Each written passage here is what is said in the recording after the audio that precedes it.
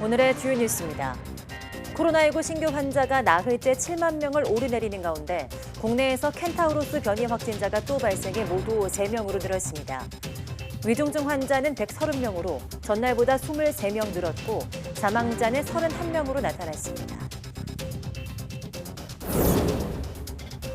액상형 전자담배의 초미세먼지 배출 농도가 일반 관련담배 12배 달하는 것으로 나타났습니다. 또 초미세먼지가 멀리 퍼져나가는 정도도 액상형 전자담배가 더 컸습니다. 국내 연구진이 LTE 통신망을 이용해 해양사고 실종자를 찾는 기술을 개발했습니다. 구명조끼가 부풀 때만 작동하는 단말기가 도난 신호와 위치를 실시간으로 송출하고 전용 앱을 통해 구조자의 위치를 알리는 방식입니다. 유럽중앙은행이 그동안 0%였던 기준금리를 11년 만에 0.5%로 올렸습니다. 당초 0.25%포인트 인상을 예고했지만 가팔라진 물가 상승을 잡기 위해 인상폭을 늘렸습니다. 조 바이든 미국 대통령이 코로나19에 감염됐습니다. 백악관은 바이든 대통령의 증상이 가벼워서 격리 상태로 업무를 할 것이라고 밝혔지만 외부 행사 취소 등 국정 공백 우려가 나오고 있습니다.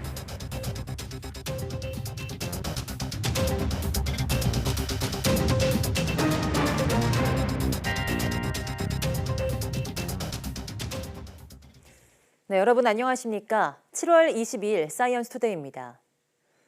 코로나19 환자 수가 하루 전보다 2,500여 명 줄어서 6만 명대를 기록했습니다. 오늘 0시 기준 코로나19 신규 확진자는 6만 8,632명입니다. 일주일 전보다 2만 9천여 명, 2주 전보다 4만 9천여 명 늘면서 급증세를 이어갔습니다. 국내 발생이 6만 8,309명, 해외 유입이 323명입니다. 위중증 환자는 어제보다 23명 증가한 130명입니다. 하루 새 31명의 코로나19 환자가 숨져 누적 사망자가 2만 4,825명으로 늘었고 누적 치명률은 0.13%를 유지하고 있습니다. 네, 오미크론 세부 변이 가운데 전파력이 가장 강한 것으로 알려진 BA.2.75, 일명 켄타우로스의 감염자 1명이 추가 확인됐습니다. 국내 켄타우로스 감염자는 지난 7일 충북과 11일 인천의 확진자를 포함해 누적 3명이 됐습니다. 세 번째 환자는 인천에 사는 50대로 국내 발생이며 지난 19일 확진된 이후 현재 경증으로 재택 치료를 받고 있습니다. 질병관리청은 현재 역학조사를 진행하고 있으며 앞선 두 사례와의 역학적 연관성은 아직까지 확인되지 않았다고 밝혔습니다. 정부가 코로나19 재유행에 선제 대응하기 위해서 감기약 수급과 화장시설 관리 등을 강화하기로 했습니다. 이상민 행정안전부 장관은 오늘 정부 서울청사에서 열린 중대본 회의에서 코로나19 재유행에 선제 대비하겠다고 말했습니다. 이 장관은 정부가 병상과 치료제 추가 확보, 진단검사 역량 확충과 감기약 수급 관리 강화, 화장시설 재정비 등을 하겠다고 강조했습니다. 또 중증화와 사망 위험성을 낮출 수 있는 4차 접종에 방역 역량을 집중하겠다고도 밝혔습니다.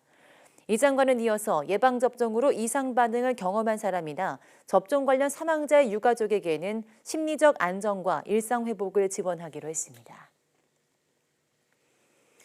네, 코로나19 재유행으로 환자가 급증하자 정부는 피해 최소화를 위해서 4차 접종을 거듭 강조하고 있습니다.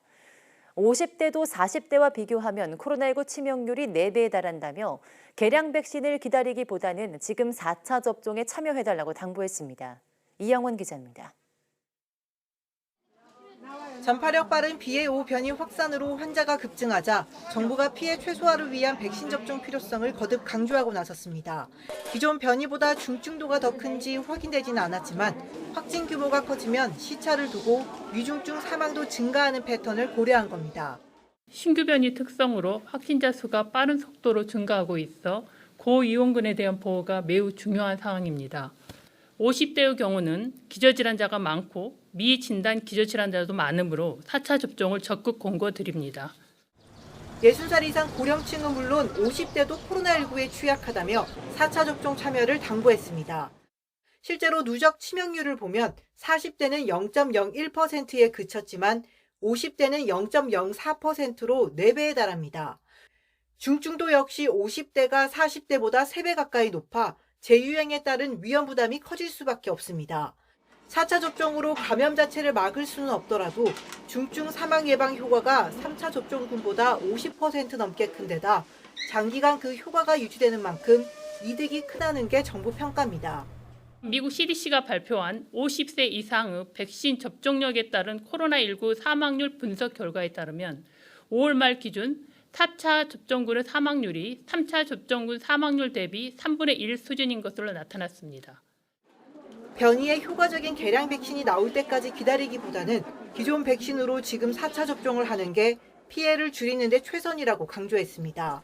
한편 오미크론 변이에 효과 있는 개량 백신은 8, 9월쯤 나올 예정인데 정부는 제약사와 협의해 도입을 최대한 앞당긴다는 방침입니다. YTN 이영훈입니다. 네, 조 바이든 미국 대통령이 코로나19에 감염됐으며 가벼운 증상을 겪고 있는 것으로 파악됐습니다. 백악관은 격리 상태에서 업무를 보고 있다고 밝혔지만 국정 공백 차단의 비상이 걸렸습니다. 워싱턴 강태욱 특파원이 보도합니다. 바이든 대통령은 하루 전부터 간간히 마른 기침을 하면서 피로감 증상을 보였습니다. 항원 검사에 이어 유전자 증폭 검사 결과 확진으로 판정됐습니다. 바이든 대통령은 동영상을 통해 잘 지내고 있다며 직접 메시지를 전했습니다. Symptoms are mild, and I really appreciate your inquiries and your concerns. But I'm doing well. I'm getting a lot of work done. I'm going to continue to get it done. 백악관은 바이든 대통령이 열이 없고 가벼운 증상을 보이고 있다고 설명했습니다. 또 치료제 팍스로비드 복용 등 처치에 들어갔다고 전했습니다. 그러면서 격리 상태로 업무를 충실히 수행할 것이라고 밝혔습니다. 아침에도 백악관 참모들과 전화로 접촉했고 백악관에서 예정된 회의도 전화나 화상으로 참여할 거라는 겁니다. He had been working all morning.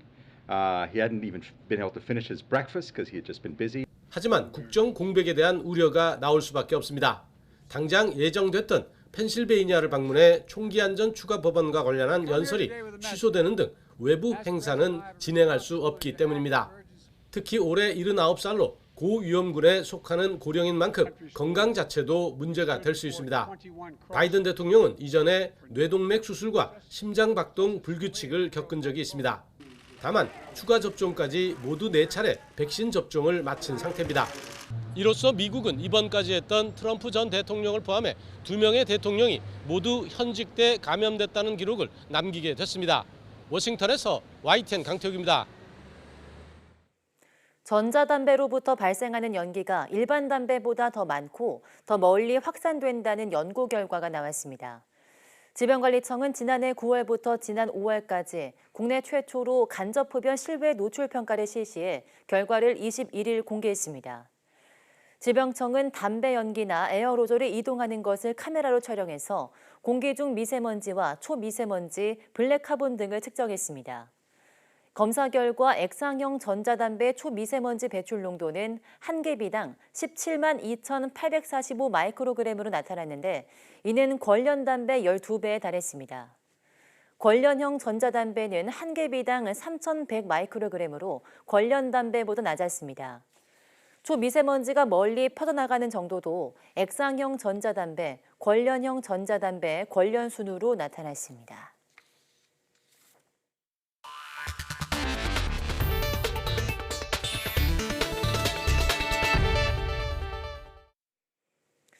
네, 국내 이동통신망을 활용해서 해양 조난 사고를 감지하고 실종자를 찾는 기술을 국내 업체와 KT가 공동으로 개발했습니다. 해양 실습이 많은 연수기관이 우선 도입했는데 구조와 수색에 적지 않은 도움이 될 것으로 기대됩니다. 차상은 기자입니다. 선박에 서 있던 사람 모형이 바다에 떨어집니다. 물에 닿자마자 구명조끼가 부풀어 오릅니다. 같은 시각 선박 내부에는 경고음이 울려 퍼지고 모니터에 있는 사람 모형이 떨어진 위치가 정확히 표시됩니다. 네, 선장님, 브릿지 사망사입니다. 조난 알림이 구조 신호 수신하였으며 현 위치 익숙자 발생 확인하였습니다. 국내 한 업체가 KT와 함께 개발한 조난사고 알림 서비스가 작동하는 모습입니다. 구명조끼가 부풀 때만 작동하는 단말기가 조난 신호와 위치를 실시간으로 송출합니다. 4세대 무선통신 기술인 LTE망을 이용하는데 해안 지역의 기지국이 크게 늘면서 조난알림 서비스에 본격적으로 도입됐습니다. 어선들이 주로 항해를 하는 인근 연안 부두 도서 지역, 인접 지역까지 항해를 하는 데 있어서 LTE 통신을 하는 데에는 전혀 문제가 없을 정도로 촘촘하게 커버리지가 확대가 되었습니다. 단말기는 최대 24시간 동안 조난 신호를 내보내 구조자의 위치를 전용 앱을 통해 알립니다. 지난해 시범 도입한 한국해양수산연수원은 실습생의 안전을 확보할 수 있다고 보고 적용 선박 확대를 검토하고 있습니다. 시범 적용을 해서 저희가 테스트 훈련을 했습니다. 그 결과 그 제품의 내구성과 우수성이 입증이 되어서 저희가 올해부터는 다른 실습선으로 확대해서 운영을 할 계획에 있고요. 해양 조난 사고 대부분이 연근의 어선과 낚싯배에서 발생하기 때문에 LTE망을 이용한 이번 서비스의 활용도는 GPS만 이용하는 경우보다 효율적이라는 게 업체의 설명입니다. 저희 제품은 LTE를 사용해서 근해에만 이렇게 지원을 하고 있습니다. 그래서 장점을 가지는 것은 가격적인 면에서 가장 장점을 가질 수가 있습니다. 해양 실종 사고를 막기 위한 기술이 민간으로 확대되면 인명을 구할 수 있는 골든타임 확보와 함께 수색기간 단축도 가능할 것으로 보입니다. YTN 최상리입니다. 네, 세계적으로 곡물 가격이 급등하면서 가축 사료 가격도 올라 축산 농가들의 부담이 커졌습니다. 이런 가운데 국내 연구진이 농식품 부산물을 이용한 사료 제조 기술을 개발해 농가 소득 증대에 도움이 되고 있습니다. 김학무 기자입니다. 새송이 버섯을 재배하는 농가입니다. 플라스틱 통에 버섯을 재배해서 수확하고 나면 버섯의 밑동은 퇴비로 쓰거나 버리게 됩니다. 그런데 얼마 전부터 부근 한우 농장에서 버리는 버섯 밑동을 사료로 활용하기 위해 모두 가져갑니다. 밑동도 버섯의 일부라서 영양분이 풍부하기 때문입니다. 버섯 배지가 소 사료와 동일한 부분이 많아서 퇴비라든지 사료라든지 이렇게 사용할 수 있게 그쪽으로 출하하고 있습니다. 농촌진흥청 연구진이 이런 점에 착안해 자가 섬유질 배합 사료 제조 기술을 개발했습니다. 버려지는 농식품 부산물을 원료로 양질의 사료를 만드는 건데 가축 사료로 쓰기에 더없이 좋은 원료입니다. 버섯 밑동을 비롯해 맥주를 만들고 남은 맥주밥과 감귤 주스를 만들고 남은 감귤밥, 비지 등 종류도 다양합니다. 섬유소는 한우의 에너지원으로 이용되고 단백질은 체고 성장이나 근육 성장에 도움을 미칩니다.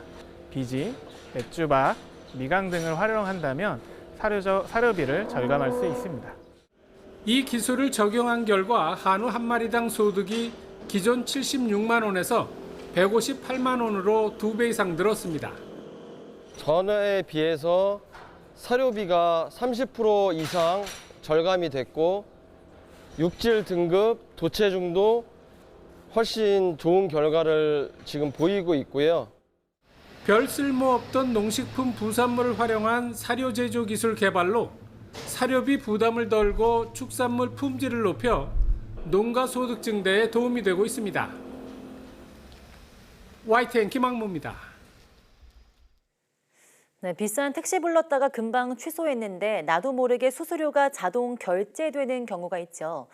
이런 수수료 규정을 미리 알기 어려운 데다가 택시기사가 일방적으로 취소할 땐 소비자들이 보상을 받을 수 있는 규정도 미비합니다. 유대리 기자가 보도합니다. 최근 택시 호출 앱을 이용했다가 겪었다는 황당 사례입니다. 너무 멀리 있는 택시가 잡혀서 바로 예약을 취소했는데 5만 원이 자동 결제됐다는 겁니다. 고객센터에 문의했더니 노쇼로 처리돼 수수료가 부과됐다는 답변이 돌아왔습니다. 너무 그거에 대해서는 부당하다고 생각이 들어서 거기에 바로 이제 그 다음날 바로 컴플레인을 했고 그조차도 이제 수용이 되지 않아서. 블랙 택시처럼 기본 요금이 비쌀수록 수수료도 비쌉니다. 1시간 전에 취소하거나 탑승하지 않으면 요금의 100%, 최대 5만 원을 물어야 합니다.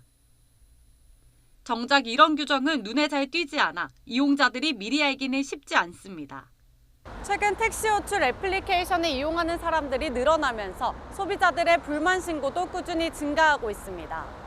특히 부당한 요금 부과나 취소 수수료 과다 등 요금과 관련된 불만이 절반 이상을 차지했습니다. 택시 플랫폼의 호출 서비스는 즉시 호출과 예약 호출로 구분되며 양 서비스 모두 소비자의 호출 취소나 미탑승 시에 취소 수수료를 부과하는 경우가 있습니다.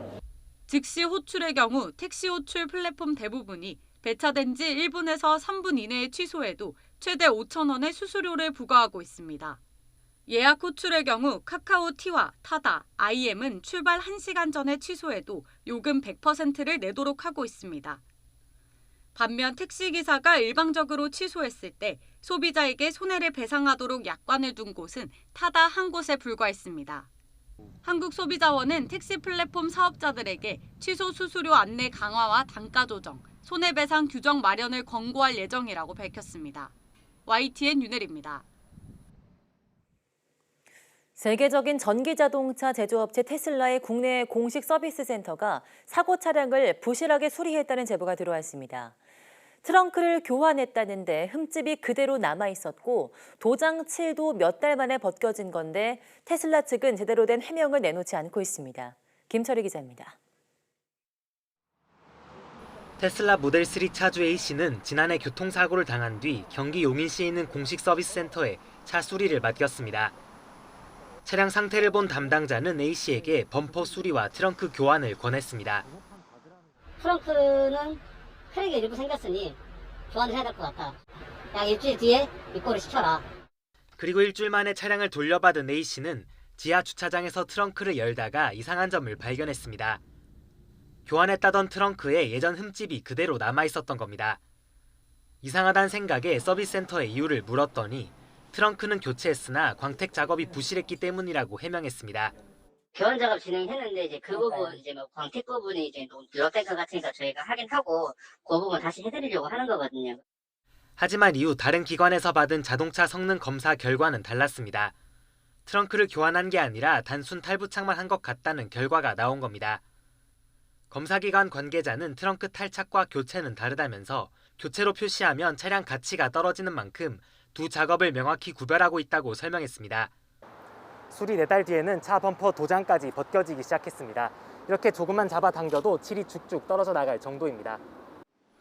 A씨는 한국소비자원에도 신고했지만 테슬라 측에서 CCTV 제공을 거부해 수리가 제대로 이루어졌는지 확인이 어렵다는 답만 돌아왔습니다. 이에 대해 테슬라 측은 이미 소비자원을 통해 해명을 마쳤다며 추가로 밝힐 입장은 없다고 짤막하게 답했습니다. 테슬라 AS가 문제된 건 이번이 처음이 아닙니다. 테슬라는 서비스 센터 수가 전국 통틀어 8곳에 불과해 다른 외제차 업체보다 훨씬 적은 수준입니다. 이렇다 보니 정작 수리를 맡겨도 실제 수리 받는 데까지 너무 오래 걸린다는 불만이 꾸준히 제기되고 있습니다. 전문가들은 테슬라 차량 판매가 늘어나고 있는 만큼 고객에 대한 책임도 강화해야 한다고 말합니다. 테슬라 같은 데는 국내의 어떤 사회적 기여도에 대한 것들이 굉장히 다른 제작사에 비해서 많이 떨어지고 또 문제점에 대해서 좀 더 능동적으로 소비자 중심으로 바꿔주는 데서는 개선이 필요하지 않나. 여기에 더해 글로벌 제조업체의 나몰라라식 횡포를 근본적으로 막기 위해 소비자 보호 법안을 강화하고 집단 소송제를 도입하는 등 제도적 보완이 필요하다는 의견도 나옵니다. YTN 김철입니다. 유럽중앙은행이 0%였던 기준금리를 0.5%로 0.5%포인트 전격 인상했습니다. 당초 0.25%포인트 인상을 예고했지만 더 가팔라진 물가 상승을 잡기 위해 인상폭을 늘렸습니다. 이동환 기자입니다. 유럽중앙은행이 현지 시각 21일 독일 프랑크푸르트에서 열린 통화정책회의에서 기준금리를 0%에서 0.5%로 0.5%포인트 인상했습니다. 2011년 7월 이후 11년 만의 인상으로 6년여째 이어져 온 제로금리 시대가 막을 내렸습니다. 8년간 마이너스였던 수신금리는 0%로 한계대출금리는 0.75%로 모두 0.5%포인트씩 인상했습니다. 당초 0.25%포인트 인상을 예고했지만 회의 결과 그 2배인 0.5%포인트 빅스텝이 결정됐습니다. 더 가팔라진 인플레이션 때문입니다. The Governing Council judged that it is appropriate to take a larger first step on its policy rate normalization path than signaled at its previous meeting. 유로화를 사용하는 유로존의 지난달 소비자 물가는 1년 전보다 8.6% 올랐습니다. 1997년 관련 통계를 집계한 이후 최고치입니다. 유럽중앙은행은 다음 통화정책회의에서도 추가적 금리 정상화가 적절한 행보일 것이라며 추가 금리 인상 가능성을 열어놨습니다. 다만 인상폭은 유동적입니다. 물가 등 데이터에 기반해 정해질 것이라고 했습니다. 유럽중앙은행은 에너지와 식량 가격 상승 등으로 상당 기간 높은 수준의 인플레이션이 계속되고 전망이 어둡지만 당장 올해나 내년 경기 침체에 빠질 것으로 예상하지는 않는다고 말했습니다. YTN 이동원입니다. 네, 생산자 물가 상승률이 2달 연속 9.9%를 기록했습니다. 생산자 물가 상승률은 2, 3개월 시차를 두고 소비자 물가에 반영되기 때문에 앞으로 물가와 더 힘겨운 싸움을 벌여야 할 것으로 보입니다. 박병환 기자입니다. 2년을 넘긴 코로나19 사태와 우크라이나 전쟁, 공급망 차질 등 대내외 악재가 결국 생산자 물가 상승률을 10% 가까이 끌어올렸습니다. 지난달 생산자 물가 지수는 전년 동월 대비 9.9% 올랐고 19개월 연속 상승했습니다. 한 달 전과 비교하면 0.5% 올라 6개월 연속 상승입니다. 특히 공산품과 농림수산품 가격이 크게 뛰었습니다. 공산품 가운데 석탄과 석유 제품은 전년 동월 대비 83.4%, 1차 금속 제품은 24.0%가 올랐고 농림수산품 가운데 축산물이 9.4% 올랐습니다. 생산자 물가 상승률이 3월 9.0%에서 6월 9.9%에 이르기까지 내려가지 않고 있는 점도 문제입니다. 생산자 물가는 생산자가 만들어 파는 상품과 서비스의 물가를 뜻하며 이는 2, 3개월 뒤 소비자 물가에 직접 영향을 미치게 됩니다. 지난 6월 소비자 물가 상승률이 6.0%로 23년 7개월 만에 최고에 달한 데 이어 이번에 생산자 물가마저 10% 가까이 상승하면서 당국을 긴장시키고 있습니다. 앞서 한국은행은 지난 13일 기준금리를 사상 처음으로 0.5%포인트 올리면서 급속한 물가 상승에 강한 우려를 나타냈습니다. 3%대 물가 상승률이 5%대가 될 때까지 7개월이 걸렸으나 5%대에서는 한 달 만에 6%로 높아졌습니다. 정부는 소비자 물가를 잡기 위해 소고기 등 7개 수입 품목에 대해 할당 관세 0%를 적용했지만 한우 축산 농가의 반발로 고심하고 있습니다. 처음으로 이렇게 수입산 쇠고기를 무관세로 풀게 되면 한우 농가들이 피해를 보게 되거든요. 정부가 이제 무관세 수입 물량 연말까지 한 10톤 가량 될 것으로 보이는데 가중되고 있다, 부담이 더 가중되고 있다라고 지금 불만의 목소리가 커지고 있는데 고금리, 고물가, 고환율 속에 4개월 연속 무역 적자를 기록할 가능성이 커지는 등 경제 각 부문에서 위기를 알리는 경고 등이 잇따라 울리고 있습니다. YTN 박병환입니다. 미국 노동부는 현지 시간 21일 지난주 신규 실업수당 청구 건수가 25만 1,000건으로 집계됐다고 밝혔습니다. 전주보다 7,000건 늘어서 3주 연속 증가세를 이어갔습니다. 이는 지난해 11월 이후 8개월 만에 가장 많은 수치로 블룸버그 통신이 집계한 전문가 전망치 24만 건도 웃돌았습니다. 최소 2주 이상 실업수당을 신청하는 계속 실업수당 청구는 138만 건으로 직전주보다 5만 1,000건 늘어나 지난해 11월 이후 최대폭 증가를 기록했습니다. 미국 정부가 압류한 블라디미르 푸틴 러시아 대통령의 측근 재벌이 소유한 요트에서 파베르제의 달걀이 발견됐습니다. 리사 모나코 미국 법무부 장관은 하루 전 아스펜 포럼에서 만약 진품이 맞는다면 현재 남아있는 몇 개의 제품 중 하나로 수백만 달러의 가치가 있다고 밝혔다고 미국 CNN 방송이 현지 시간 21일 전했습니다.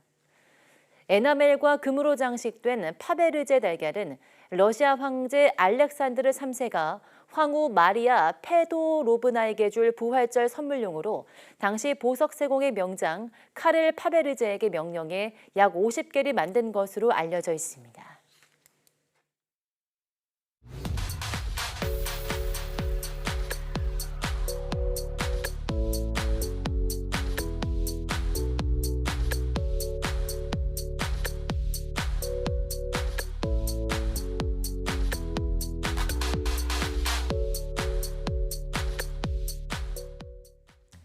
네, 부동산과 주식에 이어서 최근엔 아트테크에 대한 관심이 높아지면서 작품을 사고 파는 미술 경매의 과거의 주 고객이었던 기성세대뿐 아니라 MZ세대의 참여율도 증가하고 있는데요.